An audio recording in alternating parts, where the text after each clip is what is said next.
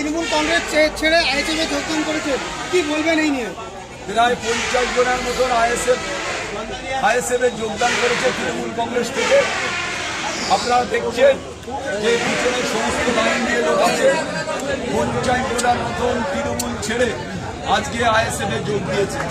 আমরা তাদের ধন্যবাদ, শুভেচ্ছা, অভিনন্দন জানাচ্ছি। তারা আইএসএফে যোগদান করার জন্যে আগামী দিন তারা আমাদের সাথে কাঁধে কাঁধ মিলিয়ে 2026-এর নির্বাচনে তারা লড়াই করবে।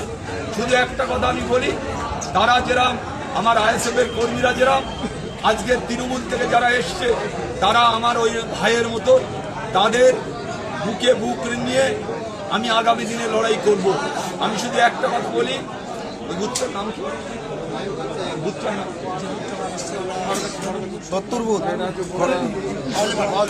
বাউলেপাড়া বুথ থেকে এই 50 জন মানুষ আজকে জয়েন করেছে। আরো প্রচুর বুথের মানুষরা আছে যারা তৃণমূল করছে, অত্যাচারিত, যারা বঞ্চিত লাঞ্ছিত তৃণমূল কংগ্রেসের থেকে। সেই সব লোকেরা আগামী দিনে, আগামী 2-4 দিনের মধ্যে ক্যানিং বিধানসভা থেকে প্রায় 10,000 মানুষ যোগ দেবে। তৃণমূল কংগ্রেসের লোকেরা আইএসএফে যোগ দেবে। আমরা তাদেরও শুভেচ্ছা জানিয়েছি, তাদের সাথে আমাদের কথা চলছে। আজকে আমাদের বোদরা অঞ্চল থেকে আজকে এই আমার ভাইরা 50 জন ভাই আজকে জয়েন করেছে। সবাইকে শুভেচ্ছা, অভিনন্দন, ভালোবাসা। তারা সবাই ভালো থাকুক, আমাদের সাথে লড়াই করুক।